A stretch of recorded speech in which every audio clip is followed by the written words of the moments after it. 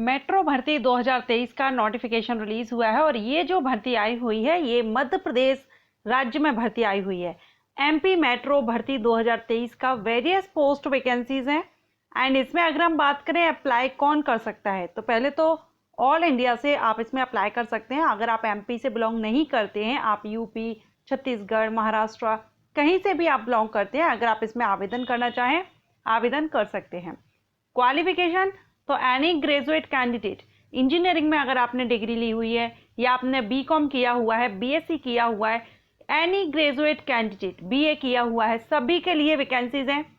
10th pass and diploma holders, ITI holders सभी के लिए इसमें वैकेंसीज है। वैकेंसी कितनी है वो हम आगे डिस्कस करेंगे। सैलरी यहाँ पर है 30,000 स्टार्टिंग जो सैलरी रहेगी, क्योंकि वेरियस पोस्ट वैकेंसीज है तो पोस्ट के अकॉर्डिंगली डिफरेंट रहेगी सैलरी। तो सारा सब कुछ में जो भी इसमें रिक्वायरमेंट रखी गई है, एज क्राइटेरिया क्या रखा गया है, मिनिमम एज में आपको बता दूं यहाँ पर मिनिमम एज है 18, ठीक है, मिनिमम 18 है। अपर एज लिमिट में जो रिजर्व कैटेगरीज के कैंडिडेट हैं उनको रिलैक्सेशन भी दिया जाएगा। सो सारा जानकारी जो भी नोटिफिकेशन में हम क्लियर करेंगे। अगर आप इसमें इंटरेस्टेड हैं, आपको लगता है कि आपको इसमें अप्लाई करना चाहिए, अप्लाई कीजिए एंड अप्लाई करने से पहले एक बार आप भी नोटिफिकेशन चेक कीजिएगा। सारे पॉइंट्स वैसे मैं आपके इस वीडियो में क्लियर करूंगी, फिर भी अगर आपके मन में कोई डाउट होता है आप कमेंट करके पूछ सकते हैं। हेलो एवरीवन, मैं हूं आस्था, वेलकम करती हूं आप सभी का अपने YouTube channel government job genuine notification.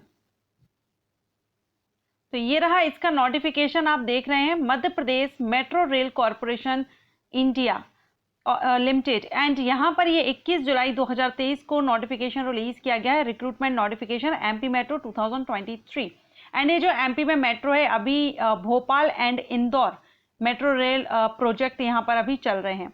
तो इसमें जो वैकेंसीज आई हुई हैं, डेट देख लीजिए पहले, 31 जुलाई से इसके ऑनलाइन एप्लीकेशन स्टार्ट हो जाएंगे। 31 जुलाई 2023 से लेकर के 31 अगस्त 2023 तक आप इसमें ऑनलाइन अप्लाई कर सकेंगे। पोस्ट वगैरह हम देख लेते हैं, लेकिन उसके पहले मैं आपको यहाँ बता दूं ये जो भर्ती रहेगी ये परमानेंट भर्ती नहीं है, कॉन्ट्रेक्चुअल बेसिस भर्ती है। ओके, एक फिक्स पीरियड के लिए आपको यहाँ पर भर्ती की जा रही है और हो सकता है कि आगे अगर रिक्वायरमेंट रहती है तो आगे भी आपकी जो ड्यूरेशन है, पीरियड है, उसको एक्सटेंड किया जाए।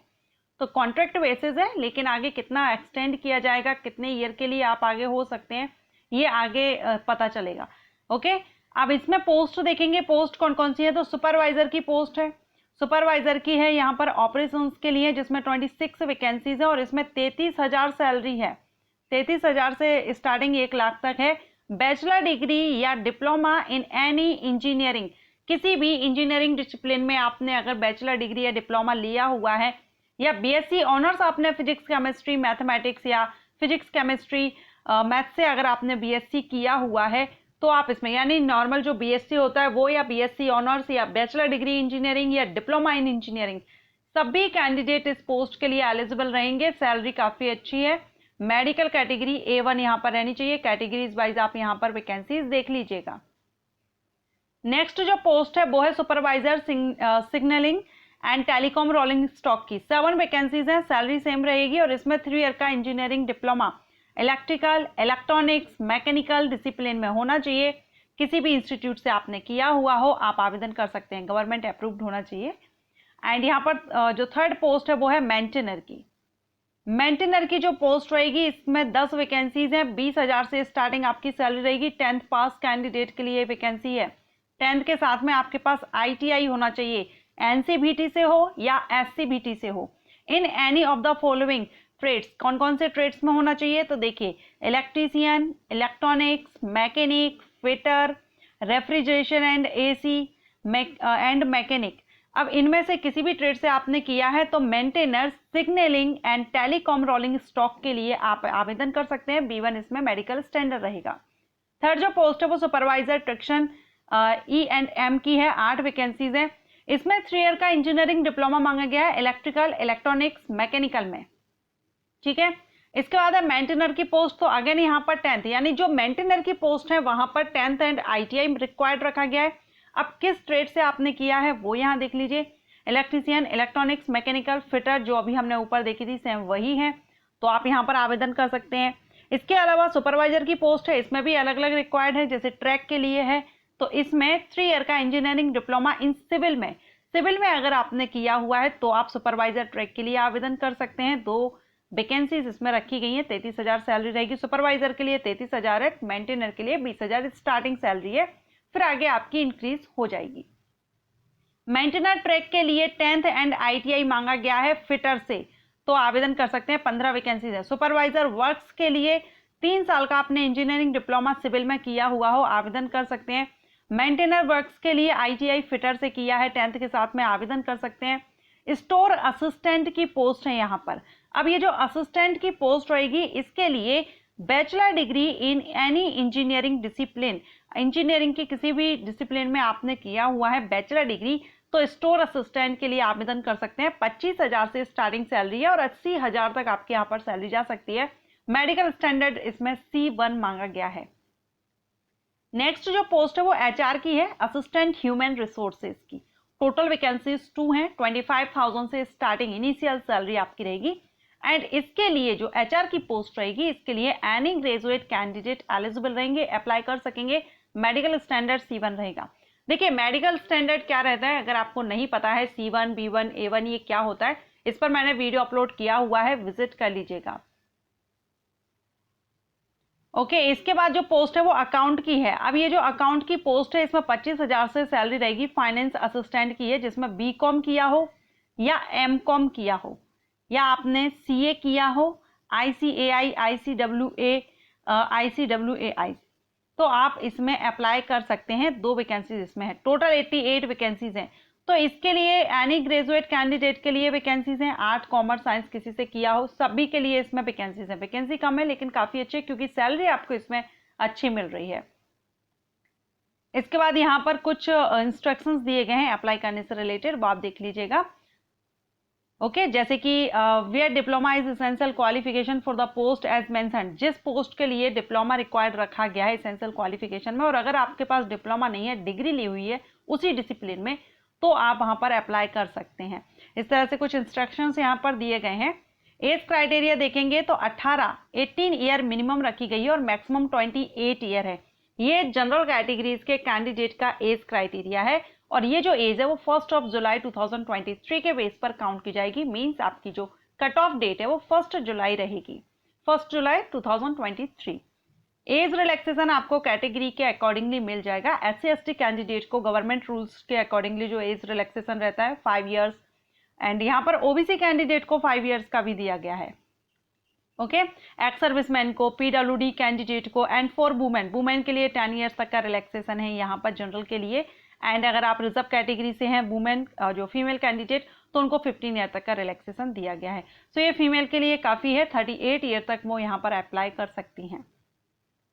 इसके बाद यहाँ पर सर्टिफिकेट वगैरह किस तरह से आपको अप्लाई करना है, क्या क्या रिक्वायरमेंट रखी गई है वो यहाँ पर बताए गए हैं। अगर आप एक्स सर्विसमैन है तो नो ऑब्जेक्शन सर्टिफिकेट यहाँ पर रहेगा। ओके, अब सिलेक्शन प्रोसीजर में आपका कंप्यूटर बेस्ड टेस्ट होगा। देखिए सुपरवाइजर ऑपरेशन की जो पोस्ट रहेगी उसमें CBT भी होगा और CBAT भी होगा। डॉक्यूमेंट वेरिफिकेशन और मेडिकल टेस्ट सभी में होगा। ठीक है, बाकी जितनी भी पोस्ट रहेंगी सभी के लिए CBT, document verification and medical test, ये 3 स्टेजेस रहेंगे। लेकिन जो सुपरवाइजर ऑपरेशन की पोस्ट है इसके लिए 4 स्टेजेस रहेंगे, इसमें एक CBAT भी इंक्लूड किया जाएगा सेकेंड स्टेज पर। ठीक है, तो यहाँ आपका सिलेक्शन प्रोसीजर है। ऑब्जेक्टिव टाइप क्वेश्चंस रहेंगे, नेगेटिव मार्किंग भी रहेगी, 1/3 मार्क माइनस किया जाएगा रॉन्ग आंसर होने पर। अगर आपका आंसर रॉन्ग होता है, एक भी आंसर अगर आपका गलत होता है तो 1/3 मार्क माइनस किया जाएगा, 0.25 मार्क। ठीक है, अब एक इसके एग्जामिनेशन सेंटर कहाँ रहेंगे, तो अप्लाई आप सभी स्टेट से कर सकते हैं लेकिन इसका जो सेंटर रहेगा वो आपको MP में ही रहेगा। अब MP में यहाँ पर भोपाल, ग्वालियर, इंदौर, जबलपुर, उज्जैन, इन सिटीज में आपको एग्जामिनेशन सेंटर रखा जाएगा। ठीक है, सो यहाँ पर request for change of date examination centre and shift will not be entertain under any. So यहाँ पर आपका जो रहेगा करेक्शन वो यहाँ नहीं हो पाएगा। एप्लीकेशन फीस देखेंगे तो जनरल एंड OBC कैंडिडेट के लिए 590 रहेगी और SC/ST EWS कैंडिडेट के लिए जो MP के डोमिसाइल हैं सिर्फ उनके लिए 295 है। इट मीन्स अगर आप MP से बिलोंग नहीं करते हैं, अदर स्टेट के हैं, तो आपको 590 ही फीस यहाँ पर पे करनी होगी। ठीक है, अब इसमें आपका जो एग्जामिनेशन होगा ऑनलाइन मोड होगा, सीबीटी बेस्ड होगा, ऑनलाइन मोड होगा। 2 घंटे की टाइमिंग, 2 आवर्स टाइमिंग इसमें दी जाएगी। सिंगल या मल्टीपल डेज में एग्जाम हो सकता है, डिपेंड करता है फॉर्म कितने आते हैं। The question paper of computer based test will be objective type, 120 question आएंगे। ओके, एंड 2 आवर्स का टाइमिंग इसमें आपको रहेगा, नेगेटिव मार्किंग रहेगी। और ये जो एग्जामिनेशन है आप हिंदी और इंग्लिश दोनों में से किसी भी मीडियम में आप सॉल्व कर सकते हैं। आप इंग्लिश में सॉल्व करना चाहते हैं इंग्लिश में सॉल्व कर सकते हैं, हिंदी में सॉल्व करना चाहते हैं हिंदी में सॉल्व कर सकते हैं। क्वालिफाइंग मार्क्स देखेंगे तो जो अनरिजर्व कैंडिडेट होंगे उनको 40% रहेगा, SC ST OBC SC and OBC candidate को एंड EWS कैंडिडेट को 30 रहेगा, और ST के लिए 25% क्वालिफाइंग मार्क्स जरूरी है। क्वालिफाइंग मार्क्स मीन्स ये जो रिटन एग्जामिनेशन होगा मिनिमम आपको इसको क्वालिफाई करने के लिए कि हाँ आप सिलेक्शन की आगे स्टेज में जाना चाहते हैं या जा पाएंगे, मिनिमम आपकी कैटेगरी के अनुसार आपको इतना परसेंटेज लाना जरूरी होगा, तभी आप नेक्स्ट स्टेज के लिए एलिजिबल रहेंगे। ओके, इसके बाद आपका डॉक्यूमेंट वेरिफिकेशन रहेगा, मेडिकल टेस्ट रहेगा। सिलेक्शन प्रोसीजर में आपके ये 3 स्टेजेस सभी पोस्ट के लिए हैं और 4 स्टेजेस सुपरवाइजर ऑपरेशन पोस्ट के लिए रहेगा। सो आप इसकी ऑफिशियल वेबसाइट ये रही, इसकी ऑफिशियल वेबसाइट पर आप जाएंगे, यहाँ से अप्लाई कर सकेंगे। लिंक मैं आपको डिस्क्रिप्शन बॉक्स में दे दूंगी, आप उस लिंक पर जाइए, वहां से आप नोटिफिकेशन भी डाउनलोड कर सकेंगे एंड अप्लाई करने के लिए लिंक भी आपको वहीं पर मिल जाएगी। सो अप्लाई करने से पहले एक बार आप भी इसका नोटिफिकेशन केयरफुली रीड कर लीजिएगा एंड आई होप आपको ये वीडियो हेल्पफुल रहा हो। वीडियो हेल्पफुल रहा हो तो लाइक एंड शेयर कीजिएगा। Thank you.